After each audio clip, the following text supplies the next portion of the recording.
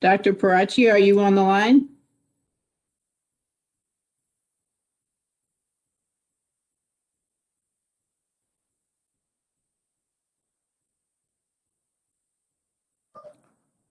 Mary, she's there. She's off mute, but we can't hear her. Let's see. Are you able to? Oh, there we go. Oh, great. We Yes. can hear you now. We can hear you now. All right. Awesome. Thank Sorry, you. I just had to switch my microphones around. Okay, so my name is Emily Pieracci.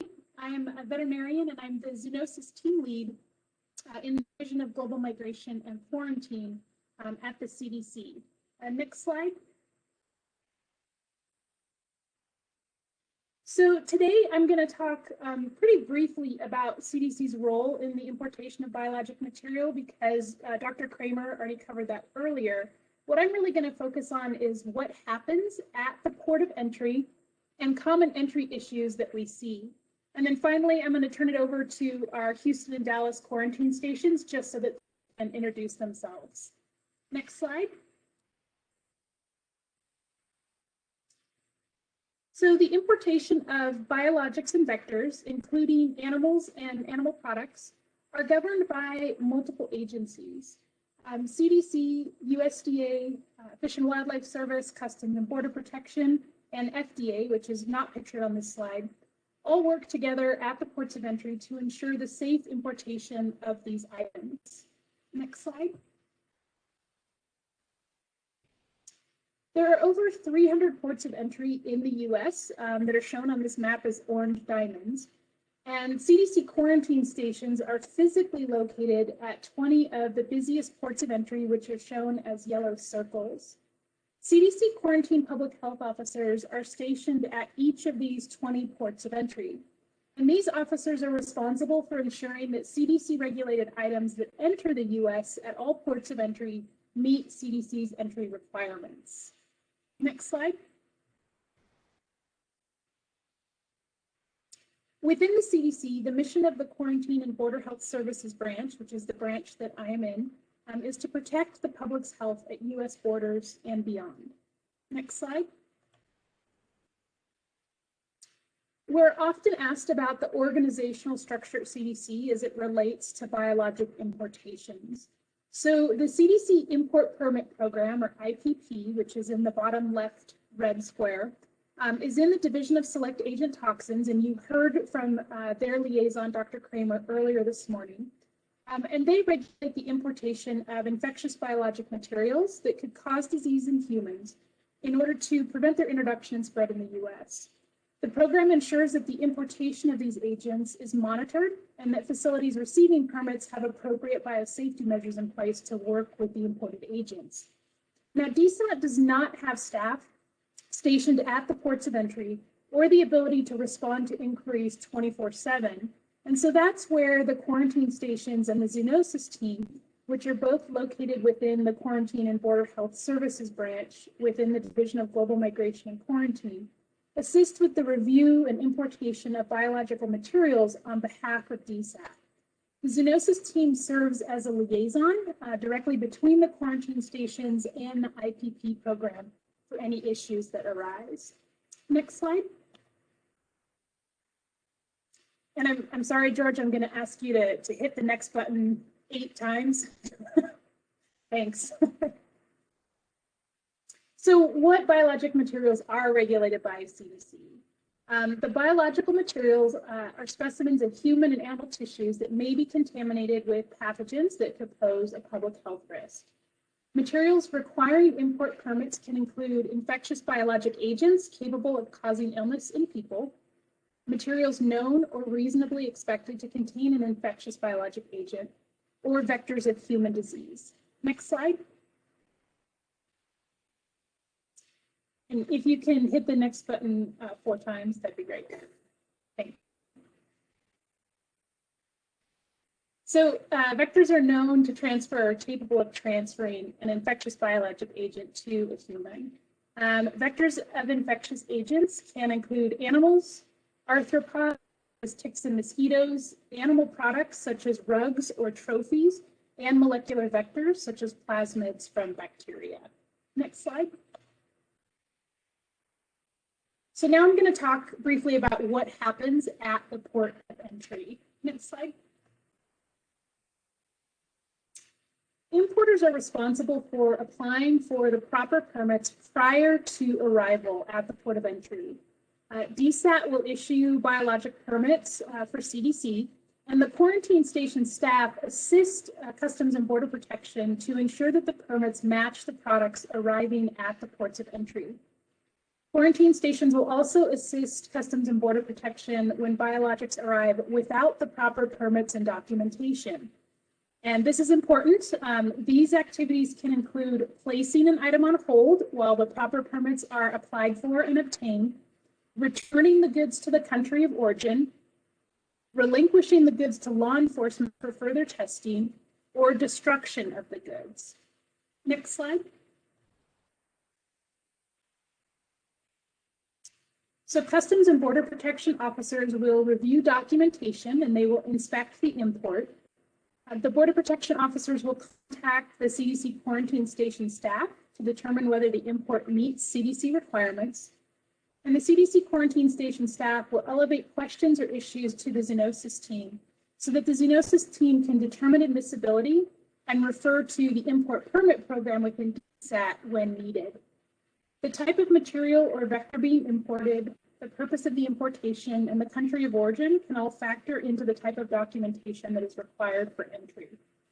The Department of Transportation regulates packaging and transportation requirements, but CDC can request that items that are not packaged properly be repackaged before allowing continuation of travel. Next slide.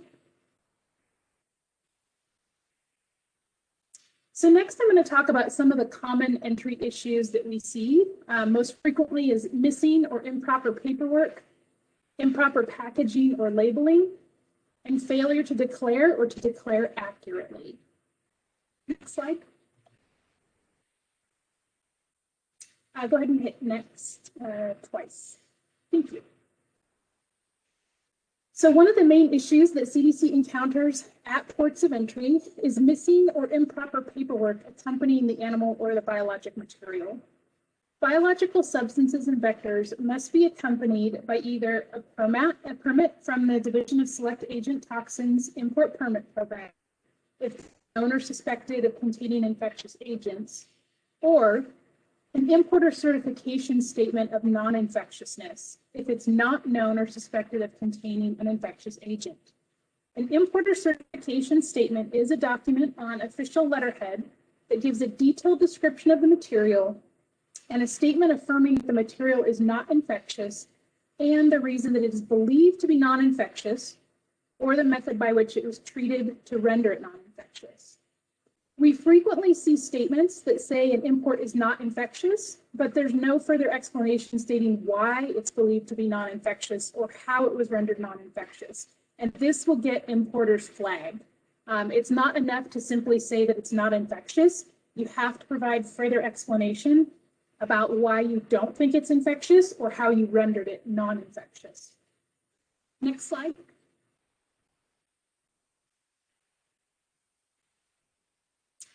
A second issue that presents frequently at ports of entry is improper packaging or labeling. So biologics and vectors must be packaged, labeled, and shipped in accordance with Department of Transportation regulations. The photo on the left shows human tissues that were being imported for medical training.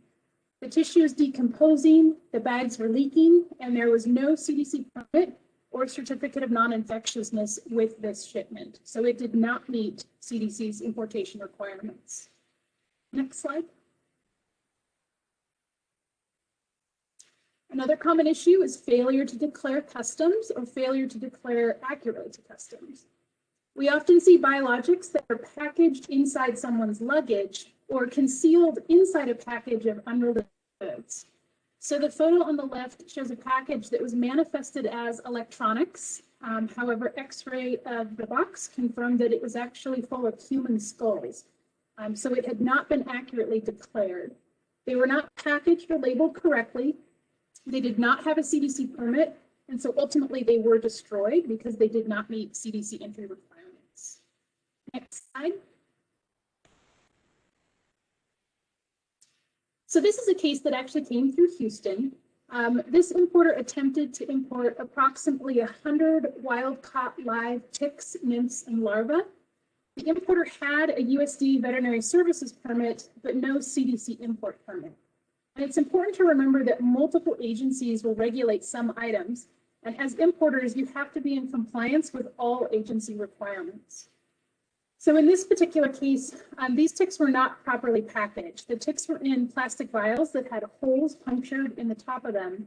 And some of those holes in the vials were covered with a filter film, but not all of them. Because of the faulty packaging, there was no guarantee that the ticks would remain contained. And so Customs and Border Protection was not comfortable post-entering these ticks into the airline's custody.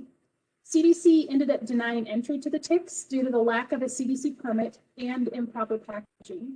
The importer also violated the terms of their USDA veterinary services permit, and these were ultimately destroyed. Ticks are capable of transmitting diseases such as tularemia and Crimean Congo hemorrhagic fever, which is a viral hemorrhagic fever similar to Ebola. So we do take the importation of these vectors very seriously. Next slide. So this is also from a case in Houston. These are photos from one of multiple importation attempts that triggered a large-scale investigation into the body broker industry. Some background for those of you who don't know. If you're not familiar with the body broker industry, so these are human body parts that are donated for research purposes. Companies will offer families a way to eliminate expensive funeral costs through free cremation in exchange for donating a loved one's body to advance medical studies. So companies will acquire dead bodies and then they dissect them and sell the parts for profit to medical researchers, training organizations, and other buyers. Further investigation into the body broker industry by federal authorities has revealed instances in which bodies were used without donor or next of kin consent. The donors were misled about how bodies would be used, or the bodies were dismembered by chainsaws instead of by medical instruments. Some bodies have been stored in unsanitary conditions to the point that they start to decompose. And while the companies are supposed to test for infectious diseases before selling any of the body parts, there's at least one documented instance where a body broker supplied unsuspecting doctors with body parts that were infected with hepatitis and HIV for use in training seminars. It's a largely unregulated industry, which has led to a lot of problems when we talk about importing body parts for use in medical research. In this particular case, we had a lot of issues with the paperwork for this particular company. They did not provide the official death certificate, which is required for these donors. Two of the donor summaries stated that the cause of death was pending, which is not allowed. And then one donor actually had E. coli at the time of death, which is a potentially pathogenic organism that could cause people. So the documentation that was collected by Customs and Border Protection and CDC was eventually used when criminal charges were filed against this company. But this is an example of some of the problems we've had with missing and improper paperwork. I'm going to turn it over to my colleagues at the Houston and Dallas quarantine stations so that they can introduce themselves. But after that, if you have any questions, I'd be happy to answer them. Thanks. Hi, everyone. This is Thomas George. I'm the officer in charge for the Houston and Dallas quarantine stations. Dr. Pieracci, thank you for the presentation and the introduction. My office is based at Houston Bush Airport, and we have a sister office at DFW Airport. I would like to actually here just kind of formally announce that we have my counterpart hired at the DFW quarantine station, and been slowly introducing her to the staff at the Dallas port. But currently, and the transition will happen over the next few weeks or so. But we have staff at the Houston Bush Airport, Brittany Liebard, Ben Puesta, Maria Kill, and Danielle Sanders. And at Dallas, we have the new officer in charge, Kara Adams, and quarantine officers, Ayana Kennerly, and John Ellis Cameron Perry, who some at the port have already met already. As you can see, we have 24-hour numbers. We have staff that rotate on call after hours and weekends. the 281 number is obviously for Houston, and the 972 number is for DFW in that area. So, and then the subsequent quarantine station email addresses. Our plan in the next couple weeks is to reach out to our port partners so that they understand who covers what, and so it'll allow an opportunity for the staff at both stations to reach out to you and make introductions, and you guys can get more familiar with who to reach out to. That's all for now, and you'll be hearing more from us in hopefully in the next few weeks and months. Thank you.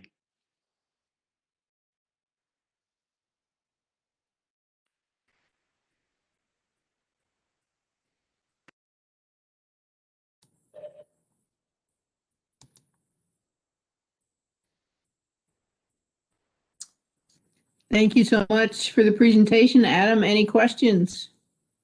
The last question I think that we're going to cover here is what kind of fixative or preservatives are prohibited in shipment? I don't think. I'm actually going to defer that to the Department of Transportation. Yeah, I would as well. Yeah.